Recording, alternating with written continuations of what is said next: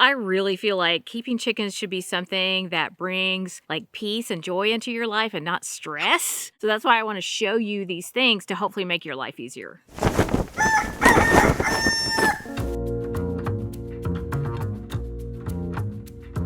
Hello, friends. Welcome to Chickenlandia. My name is Dahlia. I'm a backyard chicken educator, also known as the president of Chickenlandia. Chickens have been the best way for me to find peace and joy in my life, and I want to help you find that too. All right, I'm gonna put you down. I've always been the kind of person that liked to question the rules. And you may find yourself doing that while you're watching this video, and I want you to know that that's okay because there's no absolutes in Chickenlandia. You might find that in your particular situation, some of these rules don't apply to you, and that is totally fine because, everyone's situation is different. So all that being said, here is your first rule. Remember that chickens have always slept in trees. It is a fact that for the majority of the chickens' time here on Earth, they have slept in the trees. And even in today's modern world, in a lot of places, there are still chickens that sleep in trees. It doesn't happen that much in the Western world, like in the US where we live, but my parents' country, Guatemala, you will definitely see chickens still sleeping in trees sometimes. In Asia, in Africa, in India, in these places, you are more likely to see chickens bug. In these places, you are more likely to see chickens really free-ranging in that they don't even have a coop. I do have to mention, because I know people will mention it in the comments. In a lot of these places, the climate is different. The breeds of chickens are different. They're better foragers, compared to the production breeds that we have in the Western world. And those chickens wouldn't necessarily fare very well if they didn't have a structure to live in. But what I want you to do is just take this knowledge about chickens and about their true nature and kind of keep it as your foundation so that as you go forward, you remember that chickens are very adaptable and that nothing has to be perfect. Your chickens are going to be fine, and it is likely that you are overthinking it and you maybe need to just take a step back and say, okay, well, how can I simplify this situation? Okay, the next rule is your chickens need to have enough space. I have to acknowledge my chicken coop is huge. It is big. You likely do not need this much space. So as a general rule of thumb, what I would recommend is 2 to 4 square feet of space inside of your coop per standard size chicken. Now, the 2 square feet of space is on the lower end. You don't want to do that unless your chickens have other areas in their run where they can be and be sheltered from the elements. So let's say it's like raining really hard outside, or there's snow, just for whatever reason they need to be out of the elements.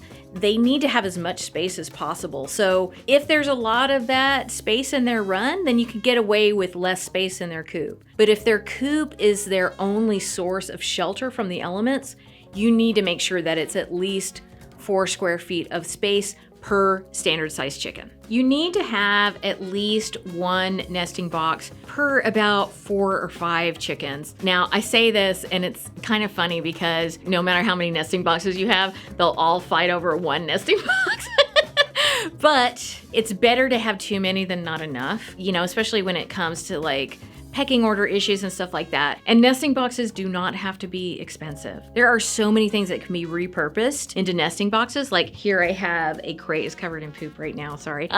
There's poop in my coop. My ducks and some of my chickens like to use for their nesting box. I have other little places in the yard that they like to use for nesting boxes. But if you're gonna keep nesting boxes in the chicken yard, you need to make sure your yard is predator proof because predators love eggs just like everyone else. For their roosting bars, you want to have at least 10 inches of space on the roost per standard size chicken. Many people have said, that's a lot of space. Like, why do I need that much space? And it really has to do with giving your chickens options because at night, the pecking order, not at night, but when they're going to roost, the pecking order can really come alive during that time. And if there's a chicken that's like lower on the pecking order, or if you're integrating new chickens, you want them to have as much space on the roost as possible so that they can get somewhere and be comfortable and not have to worry about getting pecked on the head when they're trying to go to sleep. And I just want to mention this, a lot of people will get really hung up on the shape of your roost. I do have flat roosts because they're easier to clean, but chickens can, as long as they're like round enough to where they can kind of cover their feet with their feathers, chickens can sleep on a round roost. They can sleep on a natural branch roost. This is one of those things where I'm like, chickens haven't always had like this flat surface. So I don't think that's one of those things that you absolutely have to have, but they sure are easier to clean. All right, so that brings me to my next rule.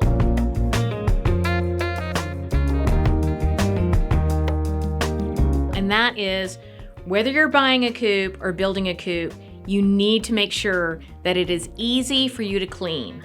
One of the things that I really like about having a coop that you can walk into is that I don't have to like contort my body to clean the coop, and I don't have to spend a lot of time like bent over and cleaning the coop. And if you've been watching my channel, you know that I have help. But, even if you have a lot of support, it is good for you to plan for if you need to clean the coop all by yourself. Now, of course, this coop is huge, but you can buy smaller coops where you can literally just like walk up behind them and pull out a tray and clean it that way. So definitely make sure that you can clean all the areas of your coop easily and that it won't be like a big hardship for you to keep up with maintaining it. All right, I'm gonna step out of my coop, but here's my next rule. Make sure that you can access all the areas of your coop. I do have some areas in my coop where it's really high and some chickens roost up there really high. But, in this case, do as I say, not as I do. Trust me, this is very important. You don't want there to be an area in your coop that you can't get to. First of all, chickens may lay eggs in that area. And then those eggs could either get rotten or your chicken could be sitting on them and come out of this area that you can't reach with like 14 baby chicks. And that might not be something that you want. So it's important to be able to collect eggs wherever, in all the areas of your coop if you need to. And then the other thing is, if you have a chicken that is sick and they'll go into an area, they'll kind of go into a corner. And if they go into a spot where you can't get to them, then that can be a real problem. Either if you need to get them because you need to treat them for whatever illness is happening, or if you need to remove their body from the coop. This next rule is kind of counterintuitive.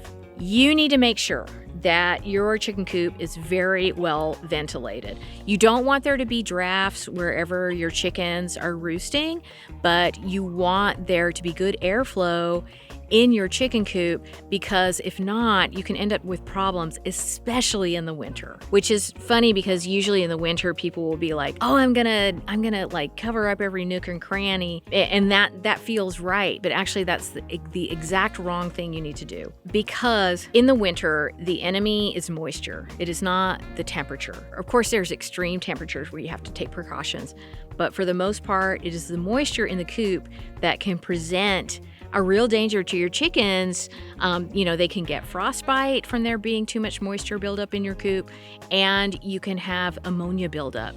And so they can start to get respiratory problems and get sick. So make sure that you have good airflow in your coop. But one thing that is very important is that, when you put in your ventilation, you need to cover it with something that is predator proof. Really, the most important rules when it comes to chicken keeping is that you want to predator proof as much as you can to keep your chickens safe, because everything wants to eat your chickens and everything loves the taste of eggs as well. So, for me to talk about predator proofing in this video, it would be a little bit complicated. It wouldn't make this video very long, but I do have a whole playlist where I talk about predator proofing and I just give you lots of options about it. All you have to do is click right here. It's 100% friendly backyard chickens education and entertainment, and I know you're gonna love it.